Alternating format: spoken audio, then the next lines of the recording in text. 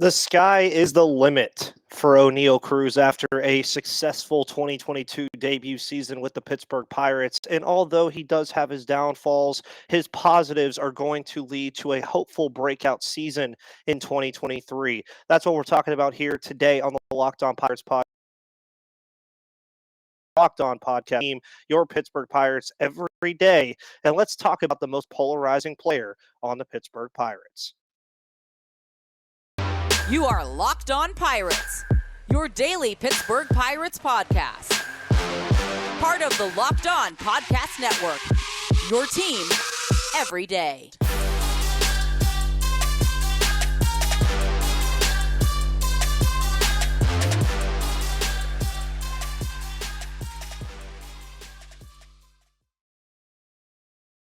And what's going on, everybody, and welcome back to the Locked On Pirates podcast. I am, of course, your host who does the most, Ethan Smith. I hope you guys are all having a phenomenal Thursday, February 16th, year 2023.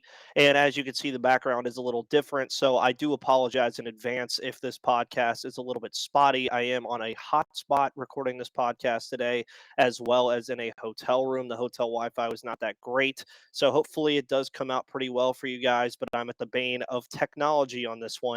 But somebody that's not at the bane of technology or at the bane of anything because of his stature is Oneil Cruz. Oneil Cruz, of course, making his debut last year early in the season, but not early enough as we wanted to see it in Pittsburgh land.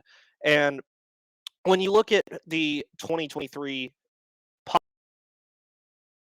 for Oneil Cruz, he's a guy who the sky's the limit for him. That's the title of this episode, and I'm going to say that a lot because you look at what is available at Oneil Cruz's expense is let's start with the frame. I mean, the kid is 6'7". He has the frame to just be all over the diamond. He's one of the fastest players in all of baseball in terms of last year's sprint speed algorithms and everything that you want to get into with that. He has unlimited power, as we also saw last year with 17 home runs. I expect that number to go up this year. And ultimately, if he eventually figures it out with hitting coach Andy Haynes and really starts hitting the ball consistently with a better average and a better on base percentage, I mean, you're talking about a new superstar in PNC Park for the Pittsburgh Pirates. Now, how does Oneil Cruz get there is the biggest question, I think. And I'm not expecting Oneil Cruz to be Mike Trout. I'm not expecting Oneil Cruz to be Aaron Judge. I'm not expecting Oneil Cruz to be Willie Stargell. I'm not expecting him to be a superstar that we've already seen. I'm expecting Oneil Cruz to be Oneil Cruz. He is one of a kind in his own way. Of course, we've seen Aaron Judge, who is 6'7", break the AL home run record last year, but even Aaron Judge being that tall as well plays very differently than Oneil Cruz does. And they both have very good range with their power elements. They both have very good hit tools as well. Oneil Cruz just has to tap into his. But Oneil Cruz plays the game in just a different way. He plays the game not only with power, but also with speed. And I've seen some people kind of predicting Oneil Cruz's production in 2023 and talking about the possibility of a 30 home run and 30 stolen base season with the change to the bases. I mean, that is something that's very, very possible for a guy like Oneil Cruz. A guy, again, that I've mentioned already, has untapped potential in terms of the power department. He has very big potential in terms of the speed department, which we already saw last year when he broke the StatCast record off the Clemente wall on a single with a 122.4 exit velocity. But I mean, anything in the gap, you have to be thinking a possibility of a triple for Oneil Cruz. And even if not, if he only gets on base with a single, you are honestly, especially with the new Bach rules and the pickoff rules, Oneil Cruz is the guy that could take advantage of those rules very, very quickly. And we saw likely go up. You're going to also likely see the home runs go up, mainly just because he's going to be playing a full season this year, especially if he stays healthy. Of course, last year he didn't come up until the middle of the year. Service time manipulation, they kept him in Indianapolis for quite some time.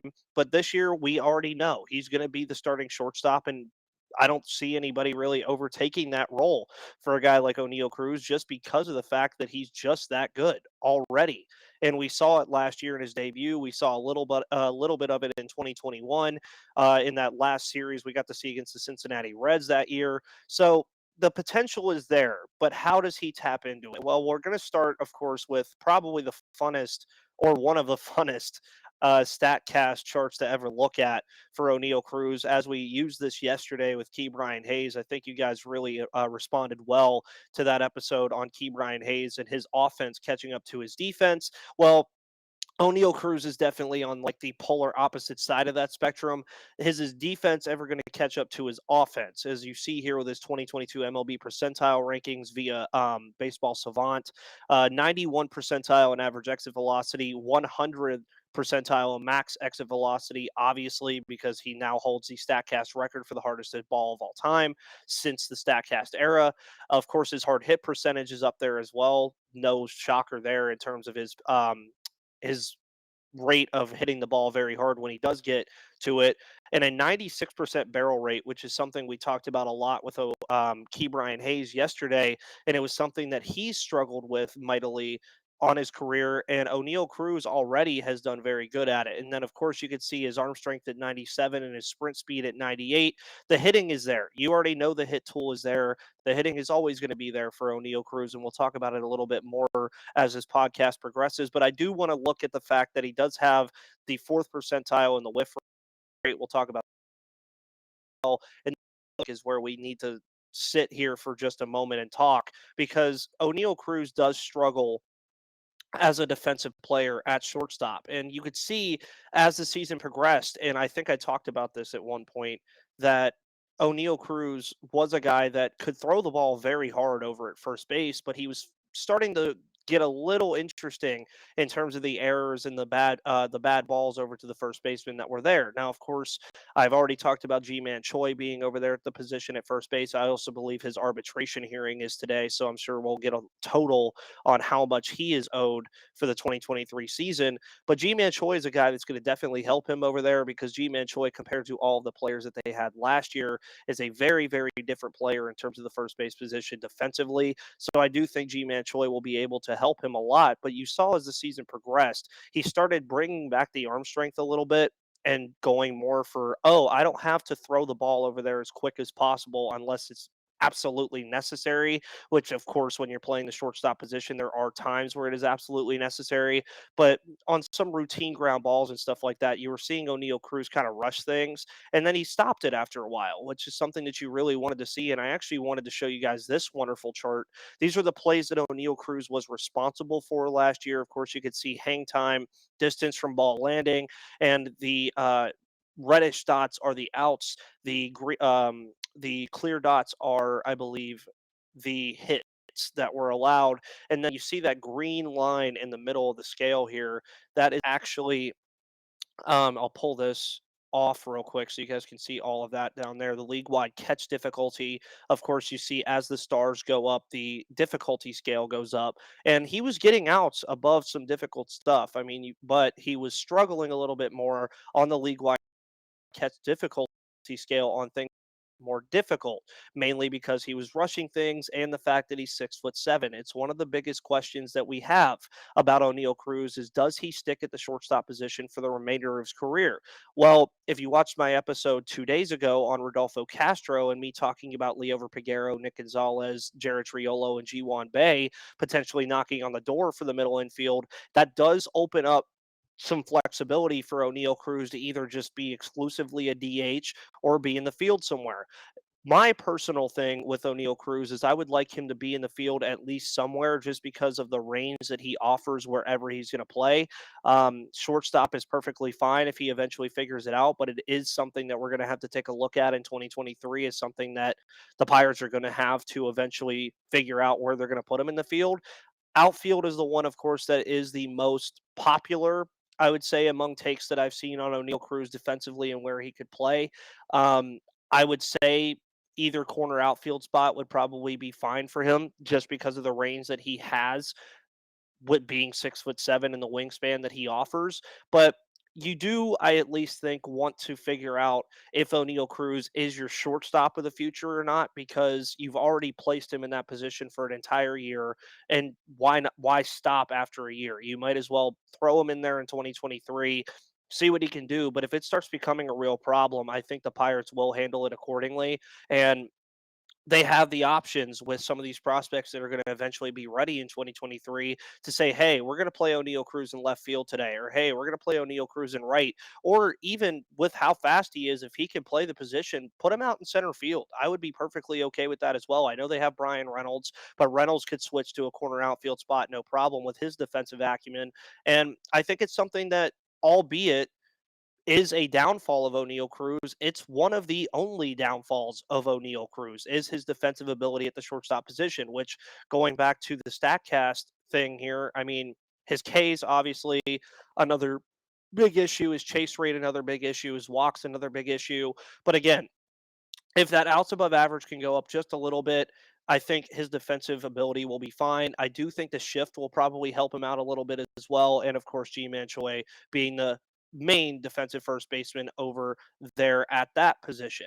Before we get more into his hit tool and where I think Oneil Cruz can improve in 2023, I want to talk to you guys about the wonderful people over at FanDuel. Of course, the midway point of the NBA season is here, and now is the perfect time to download FanDuel, America's #1 sports book, because new customers get a no sweat first bet up to $1,000 when you sign up at fanduel.com/locked on. That's bonus bets back if your first bet doesn't win. Just download the FanDuel Sportsbook app. It's safe, secure, and super easy to use. Then you can bet on everything from the money line to point scorers and three scored. And of course, you can build your own favorite NBA bets for the week, which can include spread, money line, and totals. You can also do player props if you're a fan of LeBron James, Kawhi Leonard, any favorite player you have and you want to bet on their player points, rebounds, assists, etc. You can do all that at FanDuel Sportsbook. And there's so many more exclusive bets available to you on the NBA cycle, like the 2x3 bet, 2 3-pointers scored in the first 3 minutes, one of my favorites to bet on. Plus, FanDuel even lets you combine your bets for a chance at a bigger payout with a same game parlay.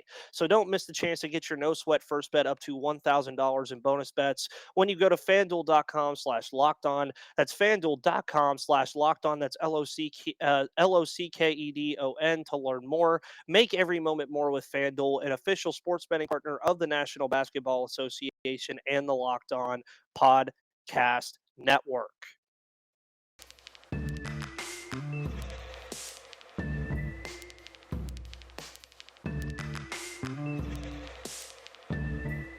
All right. And we are here on Locked On Pirates here on February 16th, 2023, talking about our tall son, Oneil Cruz. Of course, Oneil Cruz, probably the most polarizing player on this Pittsburgh Pirates team heading into 2023. And I keep showing this StatCast graphic for a variety of reasons, just because there's things to like, obviously, in terms of this percentile rankings list. I mean, again, I already mentioned the average exit velocity being, I already mentioned the hard hit rate, the expected slugging percentage, but there are some things that you want him to fix here. Of course, the barrel rate, fine. Exit velo, fine. Hard hit percentage, fine. You look at where it starts becoming a problem, and that's at your whiff rate, your K rate, and your walk rate.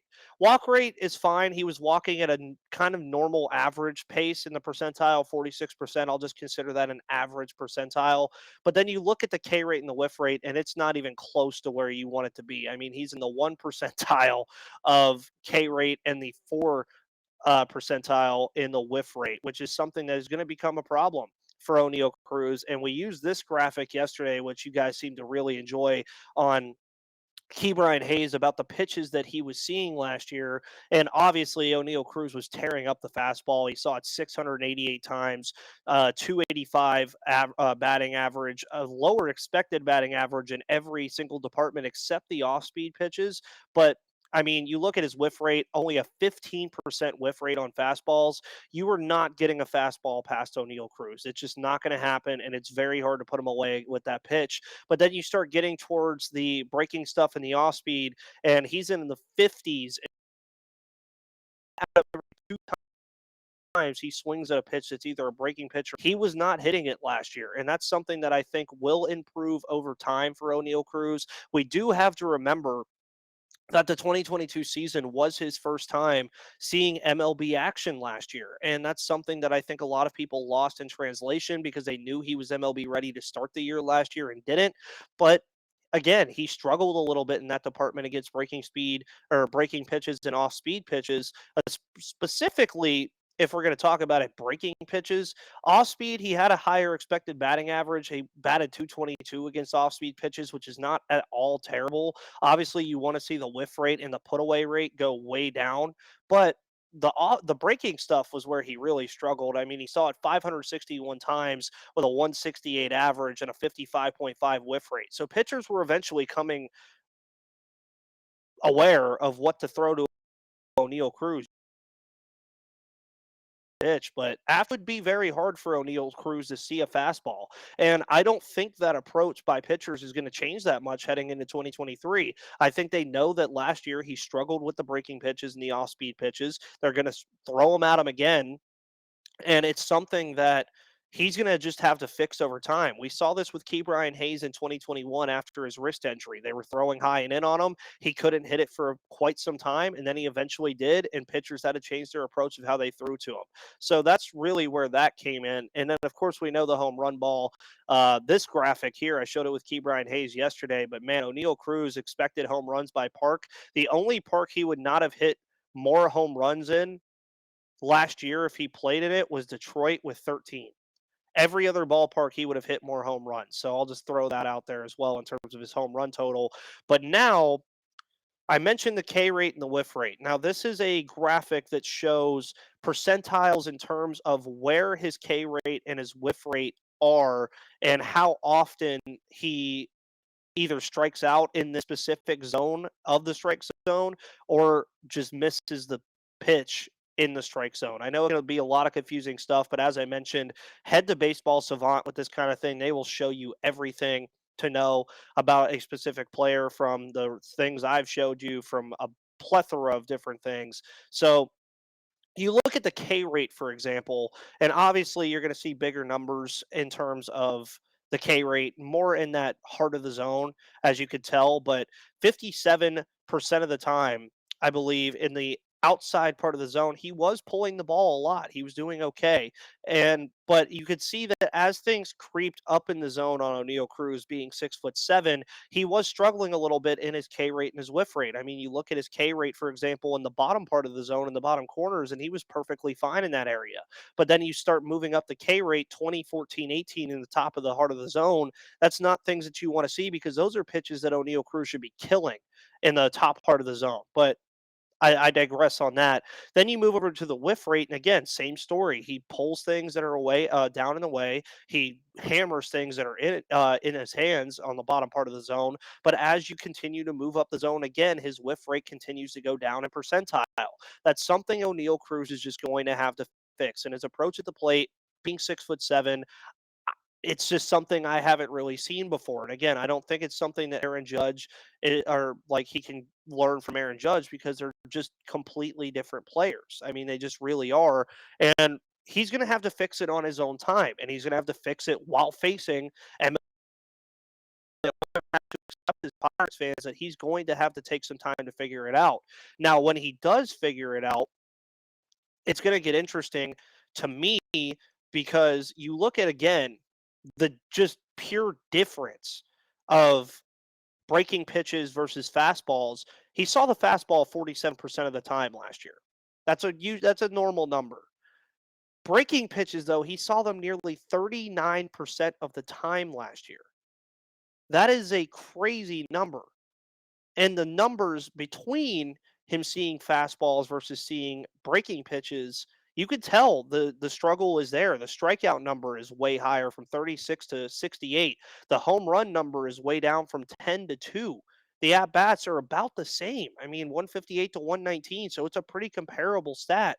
His expected batting average, of course, was down in both departments. His slugging, by the way, was way different against fastballs, 563 compared to 252, and his expected slugging was even worse. But you look at how this is going to affect him over time and what you want to eventually happen. And we'll get into that here in the final segment of today's Locked On Pirates episode. So we'll be right back.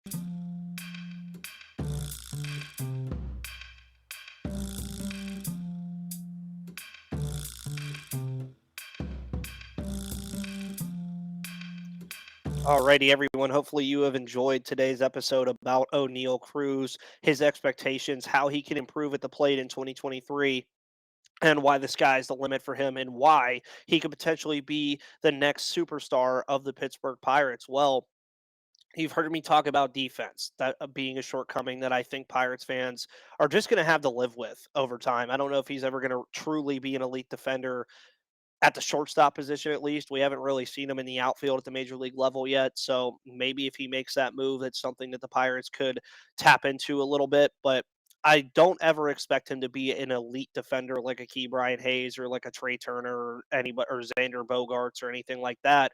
But if he could eventually be an average defender, that's a win in your book if you're the Pittsburgh Pirates, especially if he could do it at the shortstop position. But then the whiff rate and the K rate hitting wise, that's what you want to go up. You want that number to go up in terms of percentile and down in terms of percentage. So you want to see that percentage go down and you want to see the percentile go up.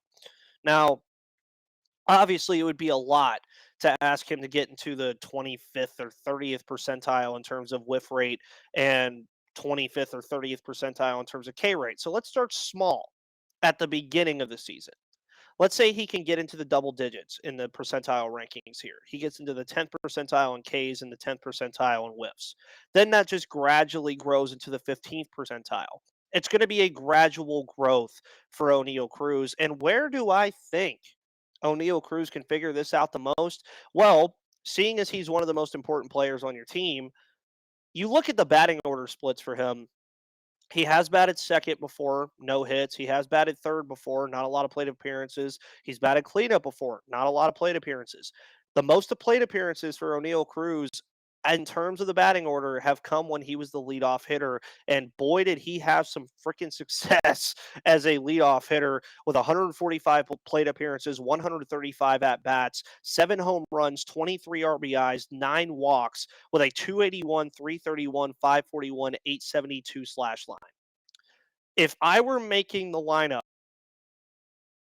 in 2023, I would want Oneil Cruz to get as much at bats as possible. I would want him to be my leadoff guy. Why? Because he's the fastest player on your team. The only players I think that could even come remotely close to how fast Oneil Cruz are G1 Bay and maybe McCutcheon in his heyday, but not anymore. Um, but I would want that speed and that power at the leadoff spot because the leadoff spot is not what it used to be. It's not the Adam Frazier's of the world like we saw a couple years ago where you're getting on base and the guys behind you are figuring things out. A lot of teams opt to put that speed and power guy at the number one spot because they always have the opportunity to hit a home run right off their bat. And then if they do get hard hits and they do put something in the gap and they're fast enough, like an Oneil Cruz, they're already in scoring position for the heart of your lineup, like a Brian Reynolds, like a Carlos Santana, like a Andrew McCutcheon, like a Key Brian Hayes, who could definitely use the boost in terms of how anywhere else Oneil Cruz would be and outside of the leadoff spot for me would probably be the cleanup spot. But I just think that the Pirates have an option there with either Santana or Choi or even Reynolds if they want to go that route at the cleanup spot. I just think Oneil Cruz, one, has the most success as a leadoff hitter, but I also think he's the most comfortable at the leadoff spot. I think that's a very good, comfortable spot for him, and it's a win-win for what the Pirates want to do. They should want to get him as many at bats as possible, let him see breaking stuff and finally figure it out, let him get moving in terms of that department. And the faster he develops in terms of hitting breaking pitches versus not hitting breaking pitches and still damaging fastballs the way he did last year, the faster Oneil Cruz really taps into that potential that he has and the limit being farther than the sky at that point. I mean, Oneil Cruz, as I mentioned earlier, has the potential in 2023 to be a 30 home run, 30 stolen base guy with the bases now being bigger. And if he leads off, that is a very, very, very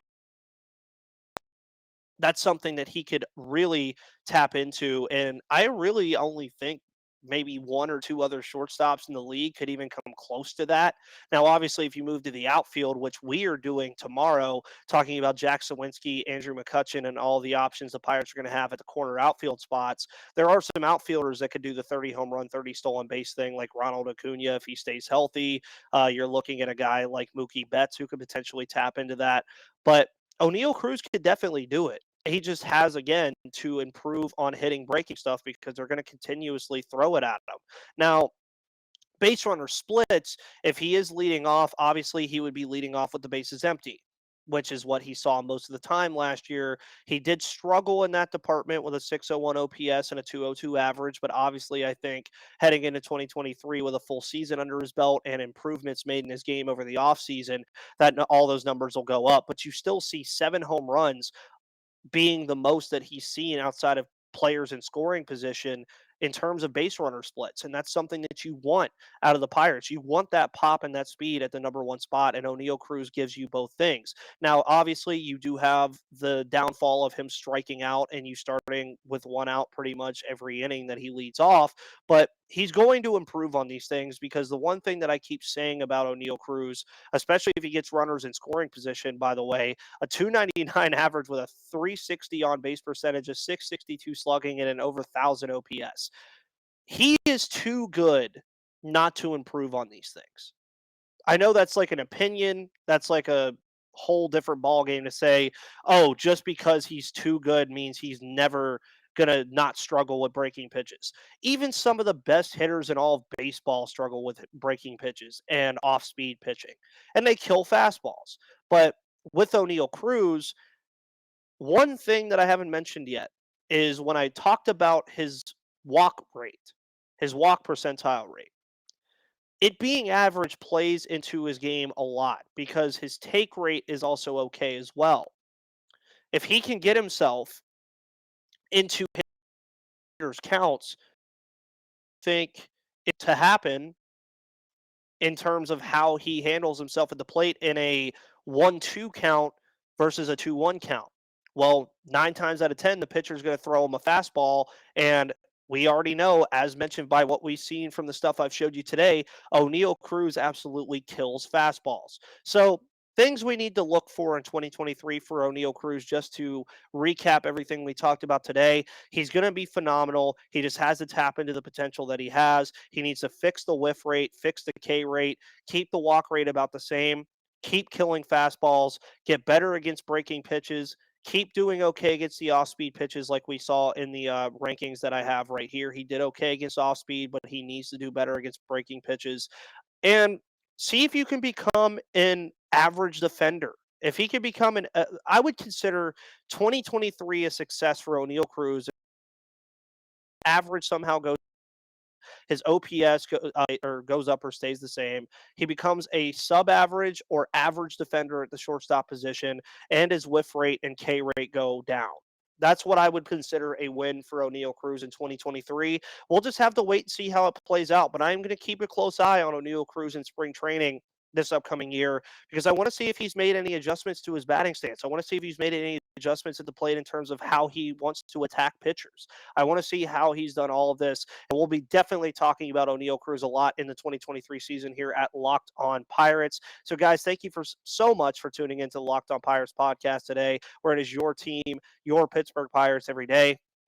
Make your second listen Locked On MLB Prospects with Lindsey Crosby. He absolutely loves Oneil Cruz, so he's made some episodes about him, and we've had a crossover that was very cool about Oneil Cruz a couple months ago. So go find those over at his channel. Check out all the Locked On Pittsburgh podcasts with Chris on Steelers hosting Locked On Penguins and Nick Farbaugh hosting Locked On Pitt. I will be back tomorrow talking about Andrew McCutchen, Jack Sawinski, and of course, the rest of the outfielders that the Pirates have at their disposal with some offseason moves and prospects that can make some noise in 2023. But until then, thank you so much, guys. I am Ethan Smith, and I will see you guys on the flip side.